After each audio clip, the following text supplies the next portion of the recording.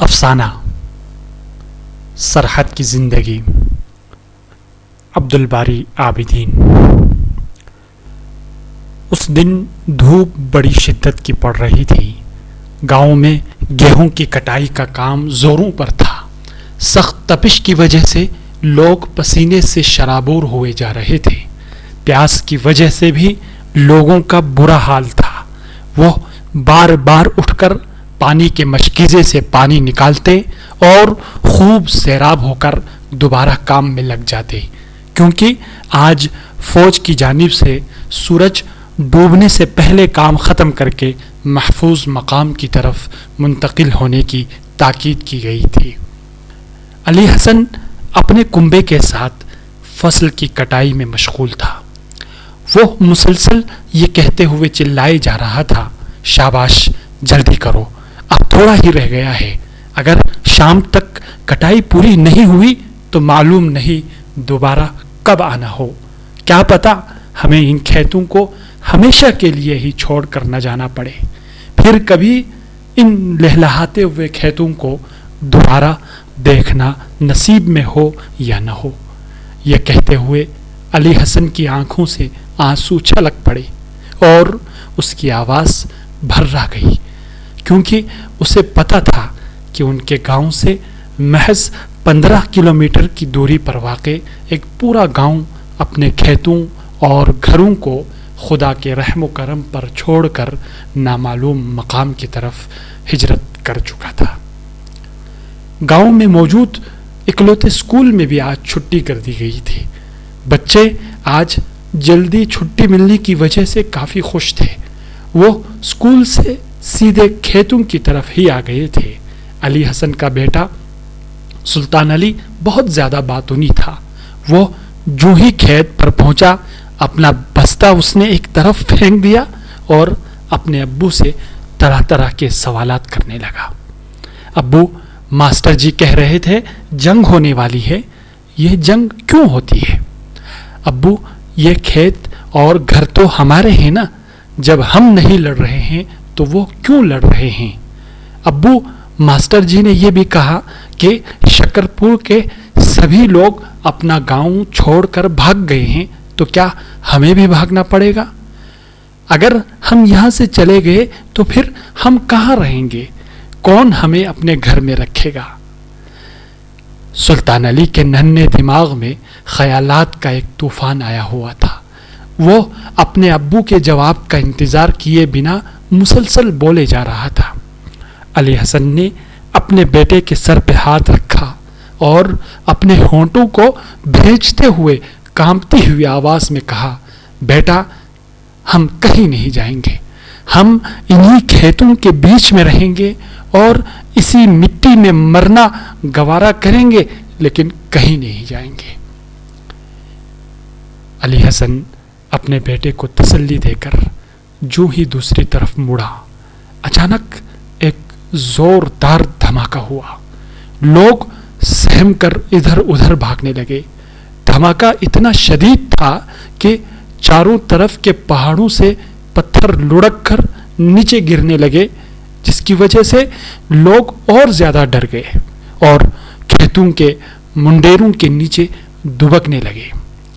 دھماکے کے کچھ ہی سیکنڈ بعد دونوں طرف سے فائرنگ کا نہ ختم ہونے والا سلسلہ شروع ہو گیا۔ علی حسن اور گاؤں کے دوسرے مرد لوگوں کو محفوظ مقام کی طرف لے جانے لگے۔ سورج غروب ہو چکا تھا۔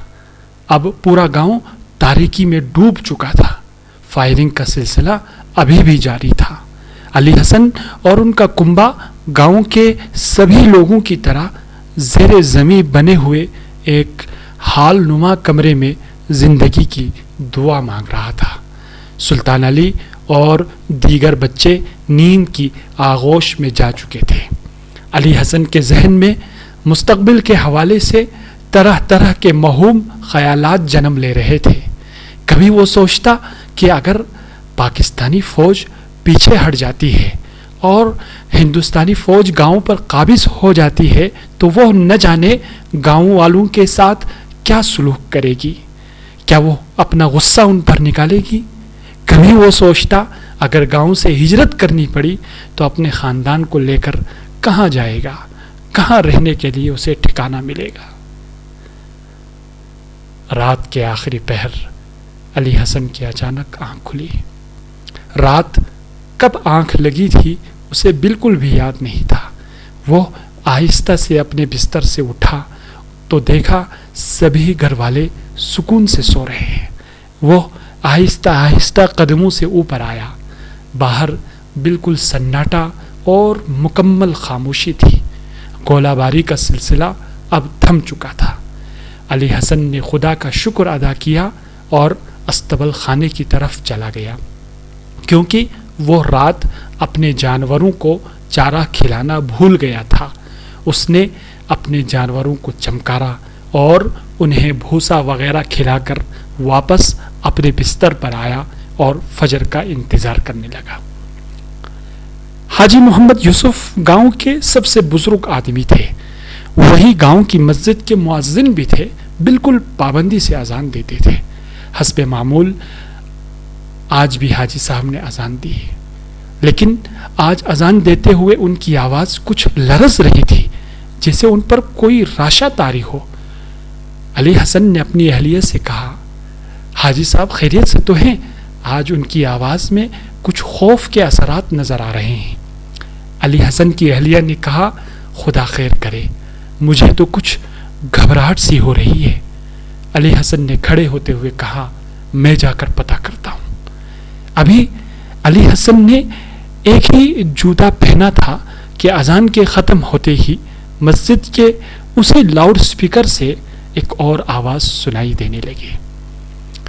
السلام علیکم، میں انڈین آرمی کا میجر بول رہا ہوں۔ آپ سبھی گاؤں واسیوں کا آزاد ہندوستان میں خوش آمدید۔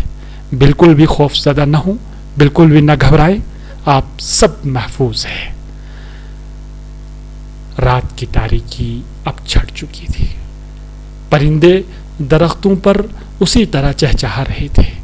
گاؤں کے کھیتوں کو سیراب کرنے والے نہر کا پانی اسی رفتار سے بہہ رہا تھا۔ سورج آج بھی اسی طرح اپنی روشنی بکھیر رہا تھا جیسے کل تک بکھیرتا تھا۔ کچھ بھی تو نہیں بدلا تھا۔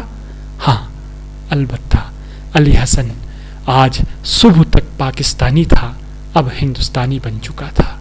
علی حسن کے گاؤں سے کچھ میل دوری پر ایک سرحد کی لکیر کھینچ دی گئی تھی۔